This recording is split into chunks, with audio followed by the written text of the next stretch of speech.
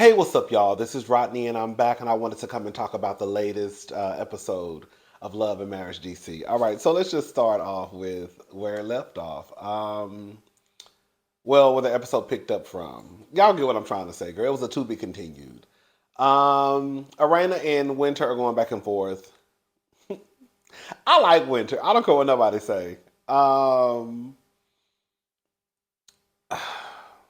Winter reads a text message, the messages, not the text messages, the messages that were sent to her. Because Arena asked her to read them out loud. Listen, what it comes down to is they don't too much care for Winter.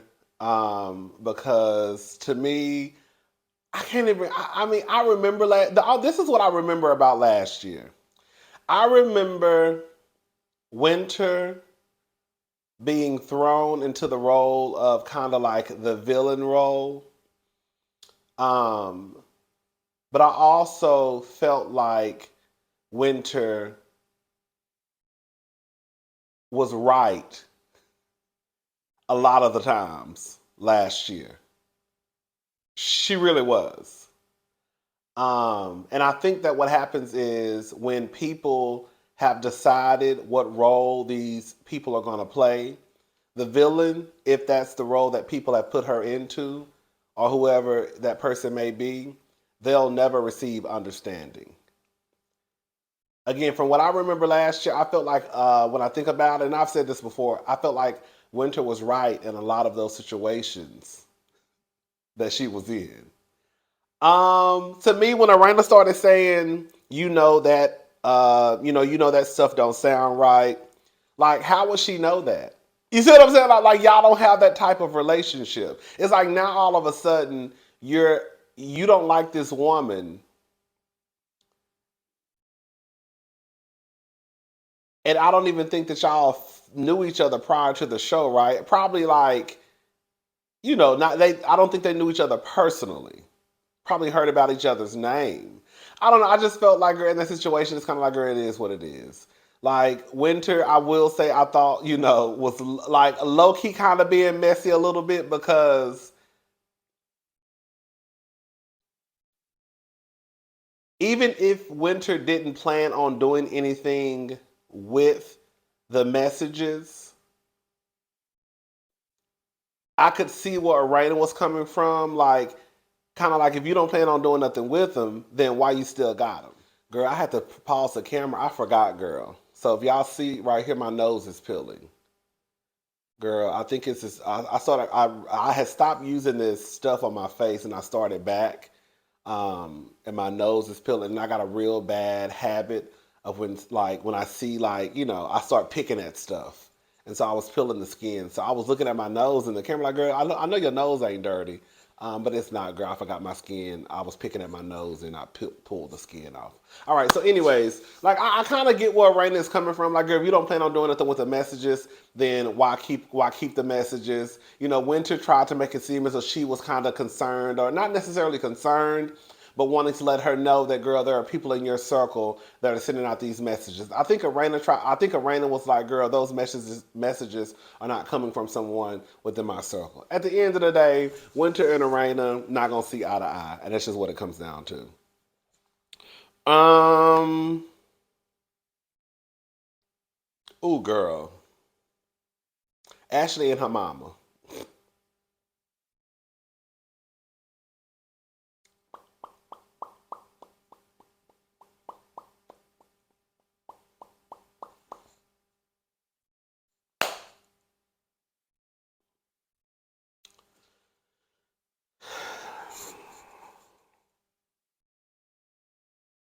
I'm not gonna be disrespectful.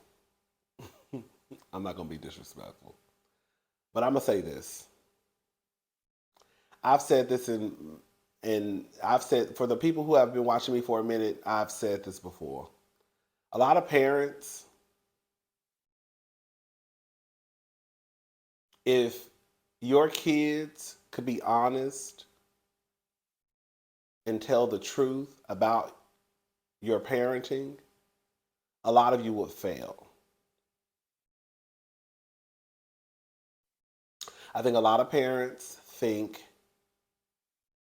that as long as they provide the necessities, they've done great in life. Like I gave you, and especially if their kids, if their daughters don't turn out to be a or have some type of teenage pregnancy, or if they son wasn't on a corner slinging rocks, but they really think they did a good job at raising their children. And then don't let the mama and daddy have a little bit of money and they grow up in the decent part of town. Girl, the first thing they're gonna say is, I gave you you grew up over here and I gave you this and I gave you that. I had to grow up in the hood and you grew up over here in the suburb. You know how they do.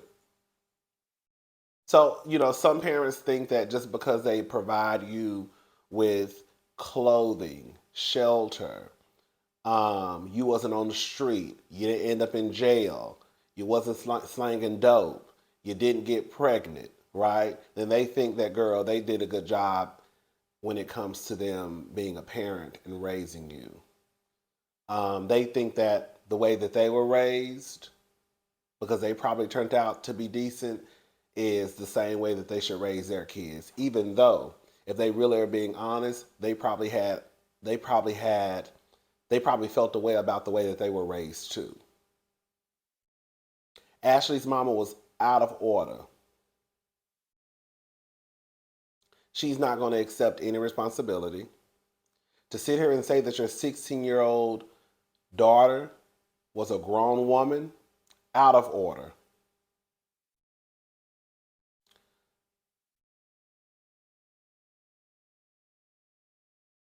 That's why I was saying with not Q, what's his name? DJ Quick, when he was like telling Ashley to let their son needs to learn how to be a man, girl, or be a man, girl. He's like 14. like those are children. Like, I don't care how Ashley looked. I don't care if her ass was poked out and her titties was poked out. 16, she was still a child. And I don't care how anybody slices and dices it. You were not around. Not if Ashley's friends were living with Ashley. It sounds like, no tea, no shade. It sounds like Ashley, Alicia, and whomever else it may be, they just had some ain't shit parents. We're gonna have to just call a thing a thing. Because didn't Alicia say that she even moved in for a while with Ashley? So it's like, girl, what y'all kids just moving around, living by themselves, going to the grocery store. Girl, what are mamas and the daddies at?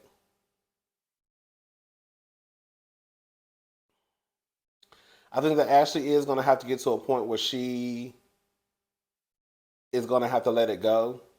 Even though Ashley knows that she was done wrong, based off what I saw on my TV screen, Ashley was done wrong. But her mother is not going to acknowledge what she did. Like, girl, the truth of the matter is, you were a horrible parent, probably. And just because Ashley wasn't on the street, that don't mean that you were not a bad parent. You left your child when she was a child, and then you called her grown. And then y'all be wondering why these men be taking. Let me shut up, child. Let me shut up. Ashley's mama was wrong. Period. We're going to get into Jamie in a little bit, because Jamie, you was out of order too. She says you were difficult. They didn't really go all the way into details. Was she difficult because you left her? Like, and just because your child is difficult, that doesn't mean you move out with your boyfriend. Like, it's a mess. I hope Ashley just gets to a point where she realizes that, girl, she's not going to get what she's expecting from her mother, and it's just a chapter that just needs to be closed. Joy and Clifton. Long story short, Joy doesn't want to have a wedding. I'm actually with Joy on this one. Just listen to me, and I'll tell you why Clifton needs to let it go. And I'm sure Joy probably is going to come around. They probably going to have some big extravagant wedding. That's how I usually see it work out. The woman may say she don't want a big wedding, and they end up having a big wedding. Especially if they're still on the show, I can see them doing something for TV. But Joy says that she doesn't want a wedding. She doesn't. She doesn't like want this big wedding. She just wants to be married to the man that she loves. Clifton is telling her, and this is why I think that Clifton is wrong. And I remember seeing a clip in the next week's episode. I think next week's episode where Joy is going to be having a conversation with Arena about about her not wanting a wedding. But Clifton, and then Arena says, well, what does he want? Clifton wants what he thinks. Clifton only wants a wedding because he's been told that women want a big wedding.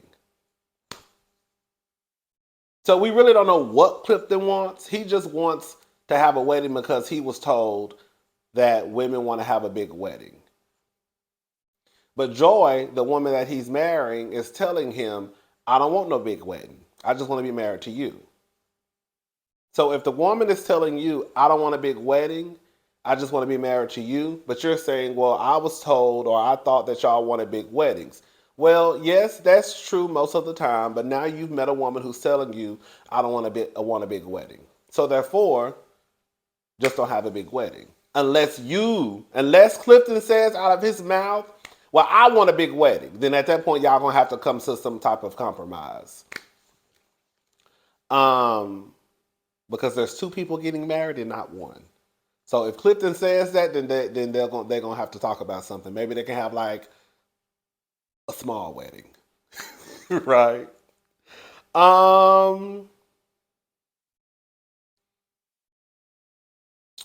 Jamie and Arena.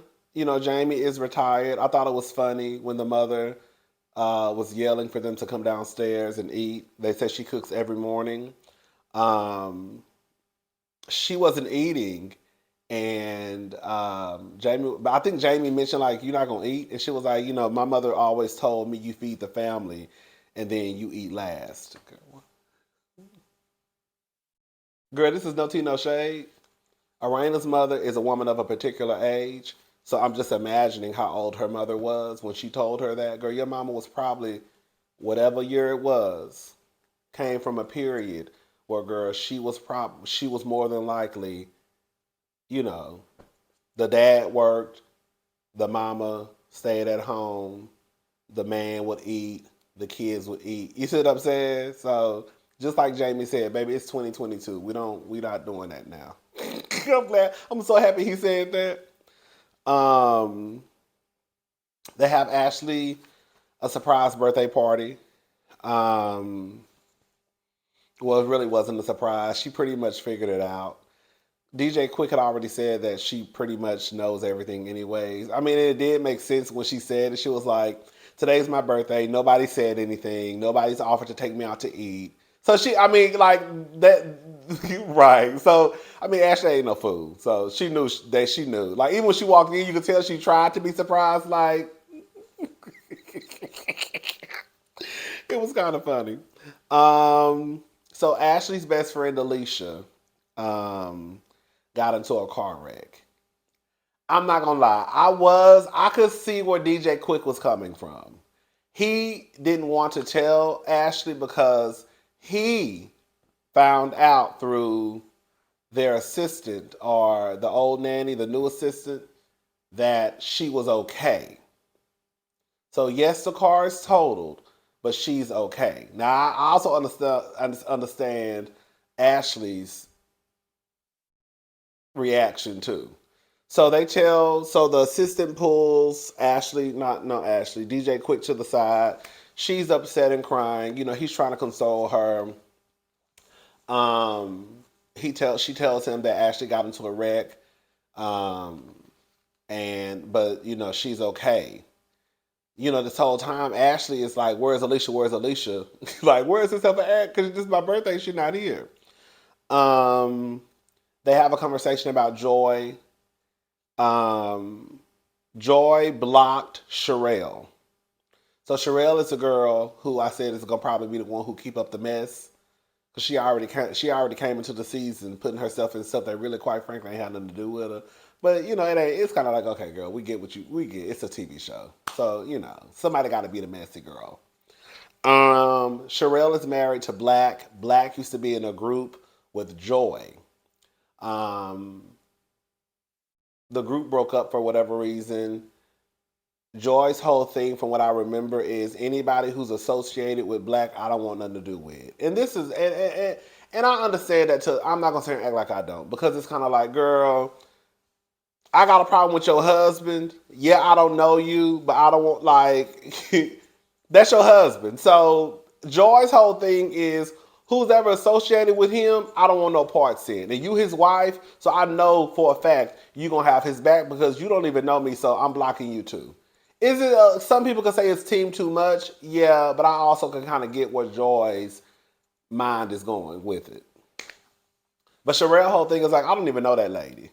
Right? Like, I don't even know that lady. Which is true, but girl, that's still your husband, and you're probably still going to have his back no matter what, because most of the time, girl, we're not going to sit here and play this game. Whatever Black has told Sherelle is going to believe. You know how, like, y'all get into a relationship with a guy, and then the guy tells you whatever stories about his baby mama, and you believe whatever he tell you about the baby mama? And girl, it's a good chance that whatever he told you is a lie. Because if you ask the baby mama, she's going to tell you a whole different story. It's like that. Right? Um, they tried to make it seem as though did they try to make it seem as though Joy might be upset? I can't remember. Girl, I can't even remember honestly. Um, Jamie. Oh, I almost forgot. I thought I was done with the review. Jamie. Y'all know I've been Team Big Jamie for the last 2 episodes. I will say this much. Jamie was out of order. Like, Jamie, you cannot. I think what made it worse for me is when they let us know that Lit Jamie had, I guess, been talking about offing himself since like the age of like 16. I'm not saying that you shouldn't take those things seriously when somebody is a grown man, because you should. Um, but I think it makes it worse that now we know that Jamie has been saying these things since he was a child. He's a grown man now. Me personally, I think that you should take stuff like that seriously. Um, because we've seen too many situations where, girl, it comes to be the truth for some people. Um, so I personally think that he should take what little Jamie is saying like damn serious. Um, do I still feel as though little Jamie is entitled? I do. Do I still feel like little Jamie is sorry? I do. Just for the simple fact, you sitting here with the rap sheet you got, you don't have a lot of options at this point, and you talking about I don't want to work security. You ain't got no choice. You acting like you just graduated from college. You ain't got girl. Your background is squeaky clean. That's not your story. So you're gonna have to do what you're gonna have to do until you can get to a better place. That's why I keep going back to I think that he's sorry. I don't want to work at the mall, but I had to. You know why? Because I was a grown ass man. And when you grown ass woman or man, sometimes you have to do things you don't want to in workplaces you don't want to work. Um, I also still think that he's really mad now because the mother and the father are basically trying to cut the cord. With everything I just said, I do think it's wrong that Jamie, you can't be like, it just sounds mean that you're on TV. It's one thing to call your son a brat. Okay, he a grown ass man. He should be able to handle it, right? Just like Candace from Real Housewives of Potomac was a grown ass woman. If you don't want your mama calling you a brat, then you're gonna have to release yourself financially from her. You see what I'm saying? But like when you start calling him a bum, it's like, ooh, girl. And then you already know that he's having these thoughts. You know what I'm saying? Of of offing himself. I don't think that that's going to make the situation better. And I think that's probably why Ashley probably got a little bit triggered at the table because of her situation, right? Because she's let us know that she's had these thoughts too. I think she attempted twice. Did she say that?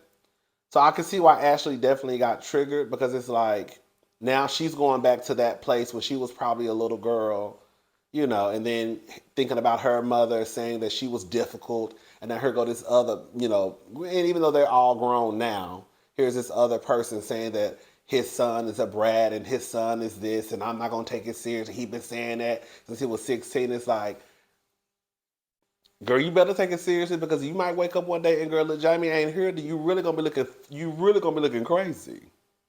You know what I'm saying?